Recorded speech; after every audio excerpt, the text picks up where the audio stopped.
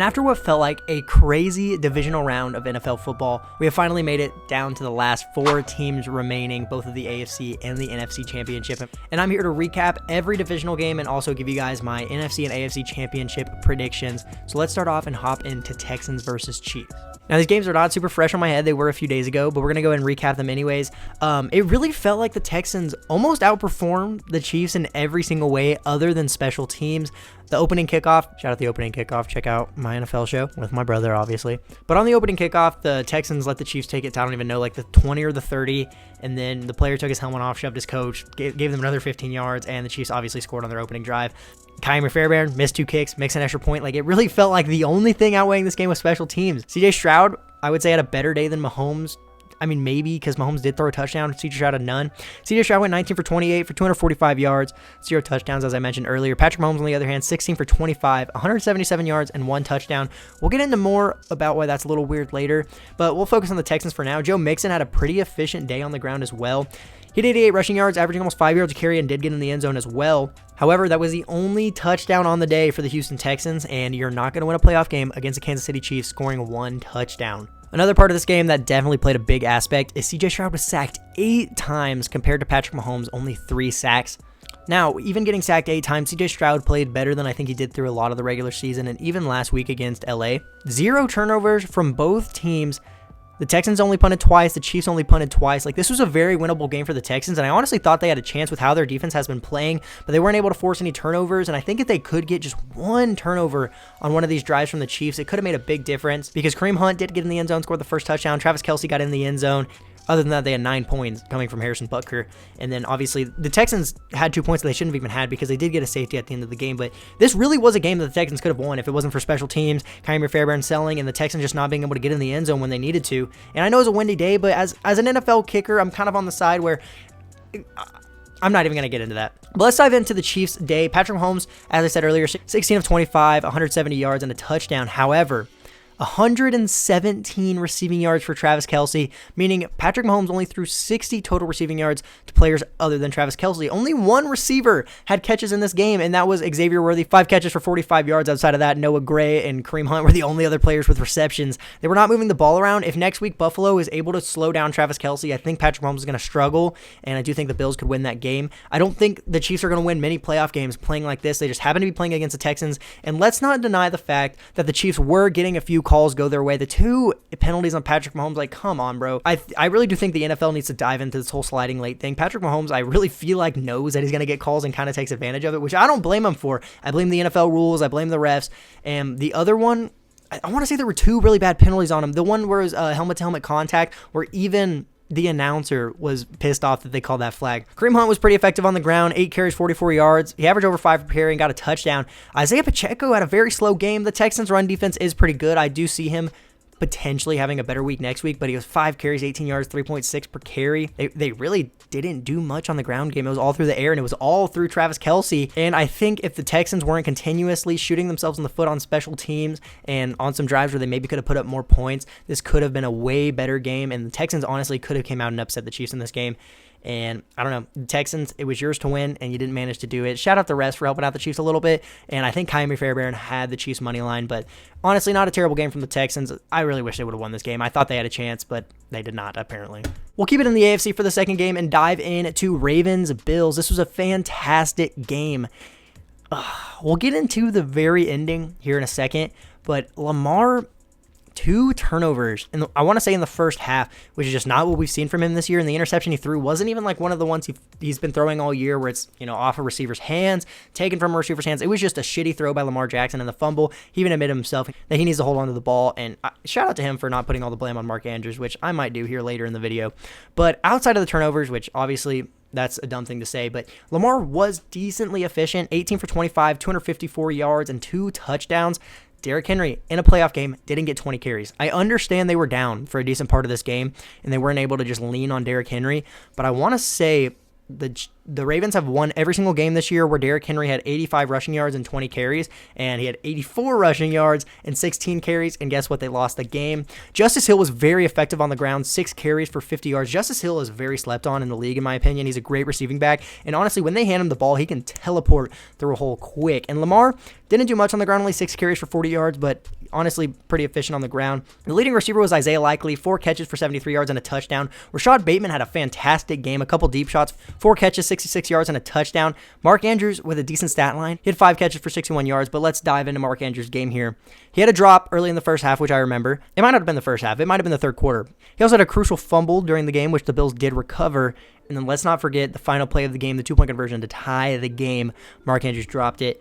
See, the main reason I'm not going to put all the blame on Mark Andrews is because there was still enough time on the clock where I am confident that Josh Allen would have gone down the field and kicked a field goal, something like that. And the other reason you can't put it on Mark Andrews is because Lamar turned the ball over twice. So this was honestly way closer than it should have been. The Bills had 0 turnovers. They did punt the ball 3 times, and the Ravens punted it 0 times. So they technically took the same amount of possessions away from each other. But the fact that the Bills even kept this a game does worry me just a little bit going into this Chiefs game, because if you're going to turn over Mahomes, that's huge in the playoffs. But if you're not able to capitalize on it, at the end of the day, it doesn't matter that much. And that's why this game did end up coming down to the wire. Not many sacks this game. Lamar sacked twice. Josh Allen was only sacked once. Time of possession was pretty even. Honestly, this was a very even match, and it just blows my mind that the Ravens turned the ball over as many times as they did, and the Bills didn't turn the ball over, and this was only a 2-point game.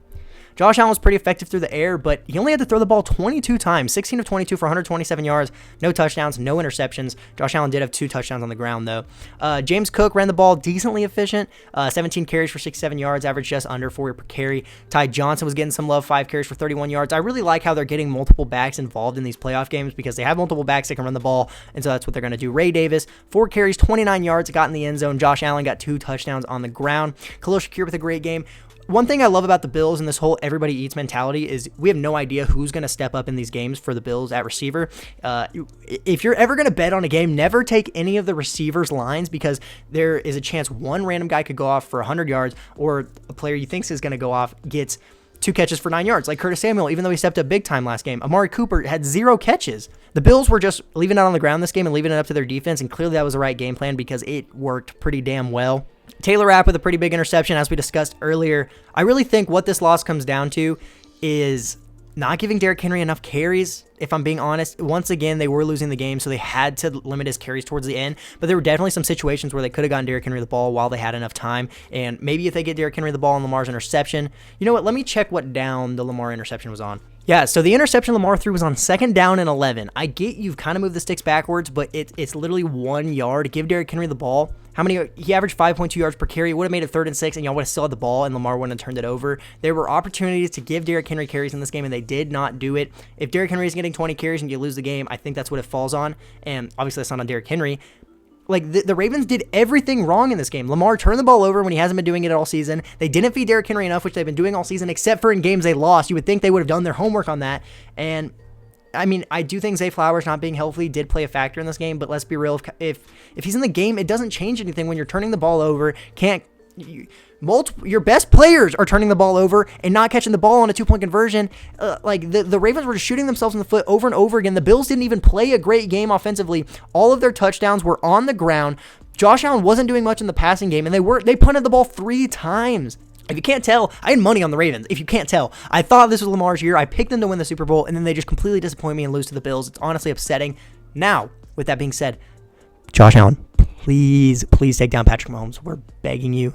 We're begging you. Anyways, I think I've talked about this game long enough. Congratulations to Josh Allen to make it to another AFC championship. I believe he's 0-4 against Mahomes in the playoffs, so we'll see what happens this time around. I really do think the Bills team is talented enough to take down the Chiefs, but I guess we'll have to see, and let's dive into the NFC games. Moving on to Eagles-Rams, which this was a fantastic game. The end of this game was so entertaining. The Eagles started off pretty hot. They scored 13 points in the first quarter and then didn't score anything in the second quarter, only put up 3 in the third quarter, and they did just enough in the fourth quarter to end up taking this dub. Another game where Jalen Hurts did not have to do much through the air. He was only 15 of 20 for 128 yards, no touchdowns, no picks. He did have a really good opening touchdown on the ground. That was absolutely beautiful. Great run by Jalen Hurts. Saquon Barkley, once again against the Rams, goes for over 200 rushing yards. He had 27 yards through the air as well, so about 230. Wow. Saquon Barkley might be the best player in the league. He averaged almost 8 yards a carry on 26 carries and got 2 touchdowns. When I saw Saquon Barkley break that run in the snow in his sexy 26 Eagles jersey, I felt like I was a little kid watching LeSean McCoy running through the snow. That shit was awesome. What does worry me about this Eagles team, if they get into a game that's a shootout, which I think is possible against the Commanders, I don't know if they're going to be able to lean on Jalen Hurts in the pass game as much as they're relying on Saquon Barkley to do almost everything for their offense. The receivers for the...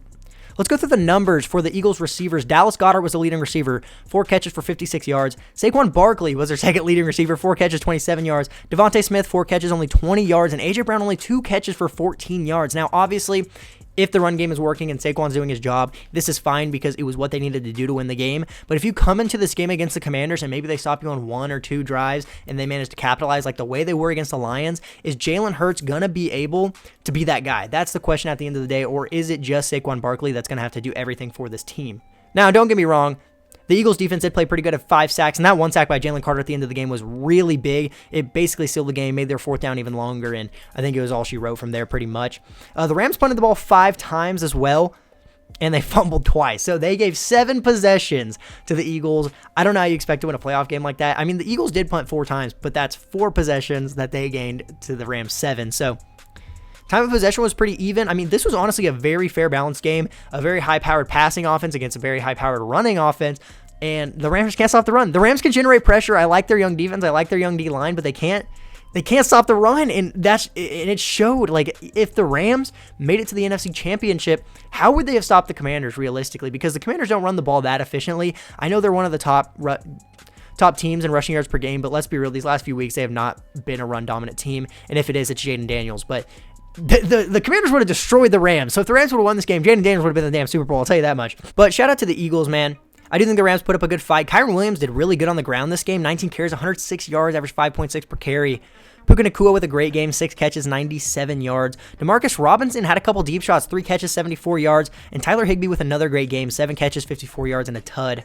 I am excited to see what this Rams team can do next year. I'm assuming Stafford's going to stay for another year. You obviously never know what's going to happen. But this young Rams team, I called Jared Verse winning Defensive Rookie of the Year, by the way. You can check back to my preseason predictions. I did call Jared Verse winning Defensive Rookie of the Year. The Rams have been great at drafting for the last forever, and their last first-round pick before Jared Verse was Jared Goff. So now that they have a first-round pick, are they really going to miss? No, Jared Verse is a dog. I love this young defense, and I think if they can keep Stafford for one more year, I don't even know what they need to add. Probably something to this damn run defense. I think they'll be fine.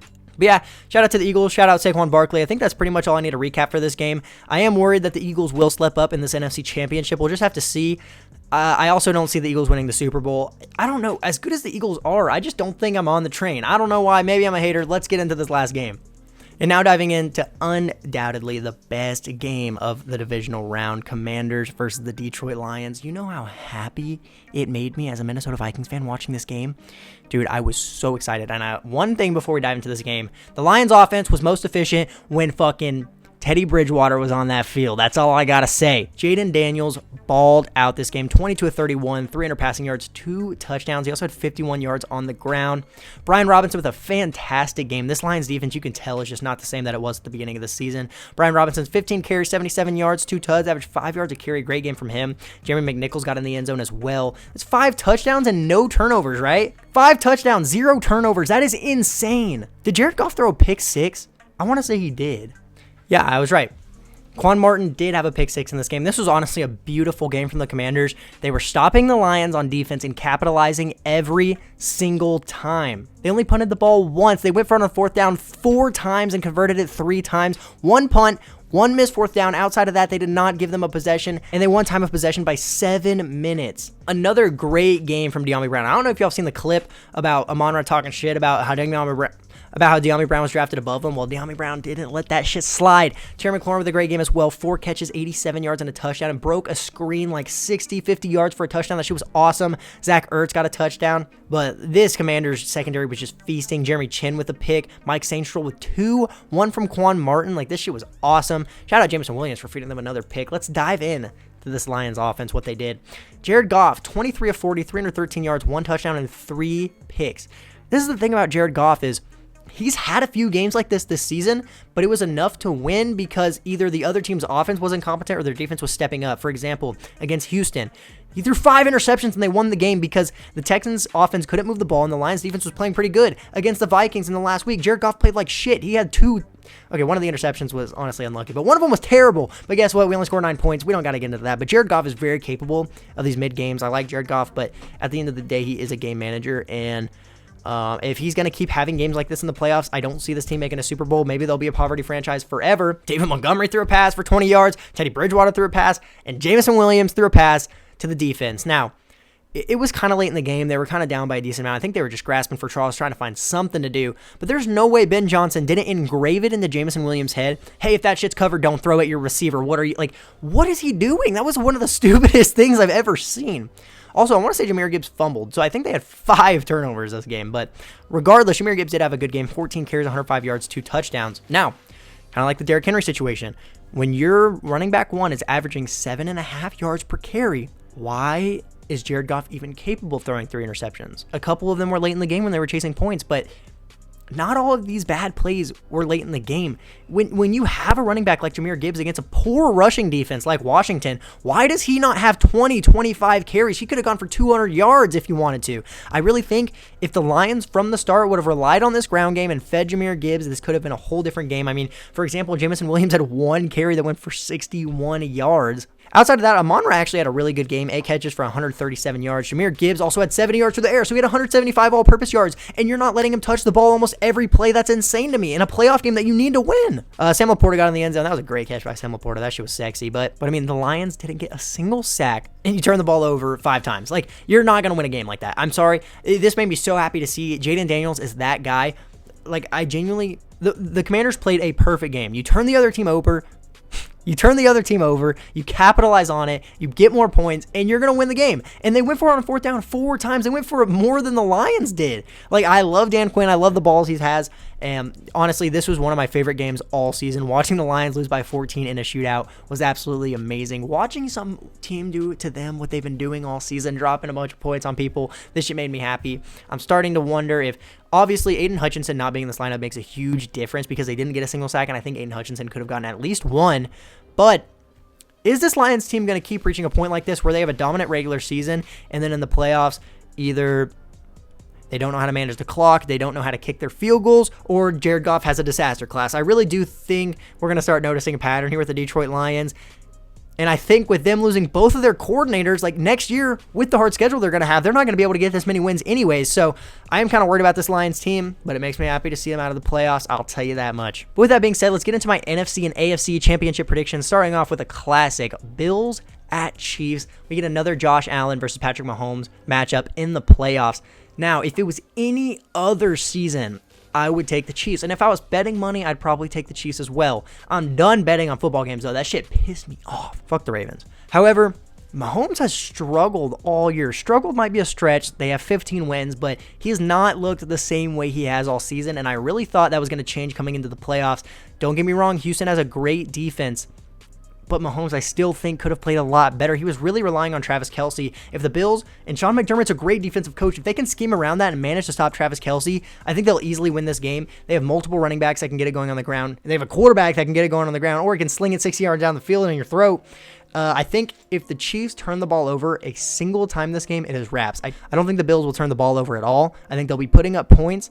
Now, I don't think there's going to be a shootout. I think it's like a 23-20, 24-20 game, maybe, because the Chiefs move the ball kind of slow, and I could see the Bills kind of relying on their run game. So I don't think it'll be a shootout, but I do think the Bills will manage to take this game. I think that Patrick Mahomes turns the ball over maybe once, maybe some running back fumbles, and I think it's going to be similar to what I was just talking about. I think the Bills capitalize, and I think the Chiefs have to play from behind, and with the struggles we've seen from Mahomes all season, I don't know if he's going to be able to play from behind the way we've seen him do in the past. So I do think Josh Allen finally gets Patrick Mahomes' number and moves on to his first ever Super Bowl. But the real question is, who is he going to be playing in that Super Bowl? Because we have a fantastic NFC Championship matchup, the Washington Commanders versus the Philadelphia Eagles. Now, I don't think anybody had the 6-seed Commanders coming in and making it to the NFC Championship, and I think I'm going to take them to win this game.